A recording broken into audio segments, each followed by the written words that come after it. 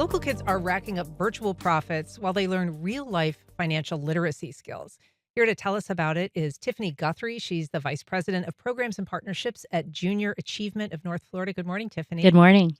We're also joined by Fletcher High School teacher Diedre McNair-Pinkney. Good morning. Good morning. And Finley Iannello, who's a Fletcher freshman and a 2024 Stock Market Challenge champion. Good morning, Finley. Good morning. Nice to have you. So, Finley, let's start. I mean, you've become something of a stock market whiz in the last several months. How did you get started?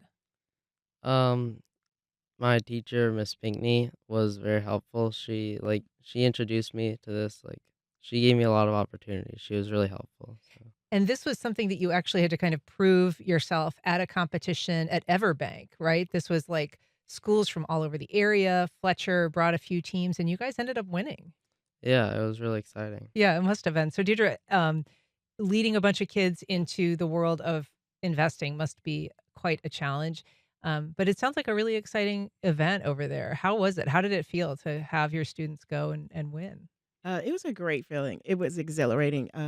We had such great volunteers from Deutsche Bank, Mhm. and they were dedicated to making sure that they wanted to win. It They was said, "We also will win." really like a legitimate setup. I mean, Yes. the kids had paddles, there was screens that looked like the stock market readouts. There was, I mean, cheerleaders. There was kind of all of this hype and enthusiasm. Yes, it was. It was like being at a football game. Yeah, right.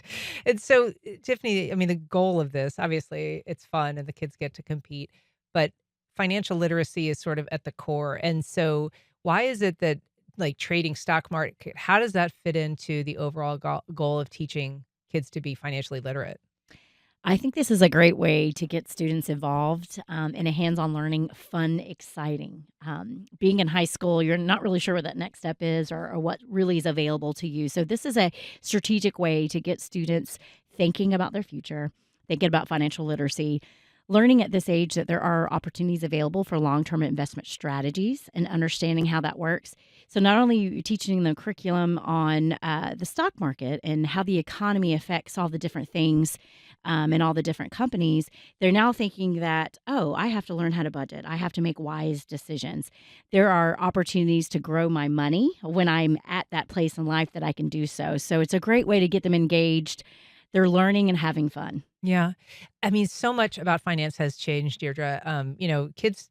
Kids today, I mean, they don't use cash anymore. They don't even really know what a checkbook is. And so, I do find as a teacher, you almost have to keep up as well to the way that kids are changing, the way they experience finances. Everything. Yeah. I have to know everything that's out there and available for them. I also teach them how to write a check, though. Oh, do you? I actually do teach Old them because school. Okay. once in their lifetime, they may have to write a Yeah. check. Yeah. But yeah, definitely. One of the things that I love about just being with the JA program and how it has helped our students is we know that our job market is changing. We know that our kids are going to have to learn multiple sources of income, and teaching them about the stock market was an opportunity to let them know that you can start young, saving money, putting money aside, investing in the stock Mm. market, and be able to retire a millionaire.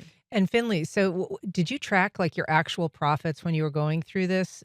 What you kind of would have won or not won, earned if you'd been investing in real life? Yeah, we would have made around $600,000. Wow. Yeah, Nice. Do you feel now like, wow, I wish I'd really made that investment at the front end? definitely. Yeah. So, what's your secret? Like, what do you think made you successful? I honestly, it really isn't anything special. It's not something that I can actually identify. It's kind of hard to for me to understand how I actually did it. Was it just like throwing a dart at a dartboard, or were you trying to pick stocks and investments that you thought like had a reasonable chance of succeeding and growing in value?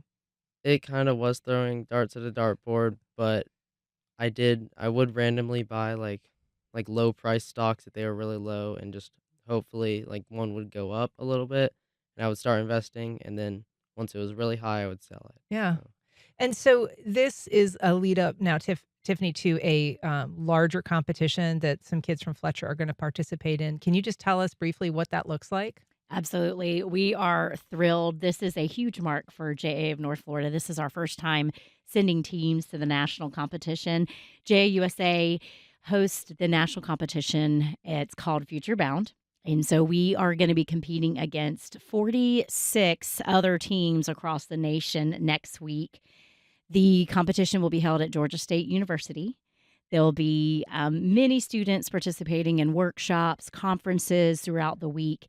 Then the actual event is on Wednesday, June 11th, and that's where the students will use the experiences they had here in Duval County and put it to work next week. Hopefully bringing home a trophy, but again, learning that the decisions that are making are affecting their choices and increasing that return on investment. Well, we wish you the best of luck. And of course, there is a fundraising effort because that $600,000 isn't real. And you can go to northflorida.ja.org/donate if you're interested in supporting the team. But Tiffany Guthrie, Diedre McNair-Pinkney, Finley Iannello, thank you so much. And congrats again. Thank you. Thank you. Thanks Thank for having you. us. Sure. And that's our program. Thank you for listening. If you have feedback or suggestions, you can send either to First Coast Connect at wjct.org. And if you missed anything today, you can catch our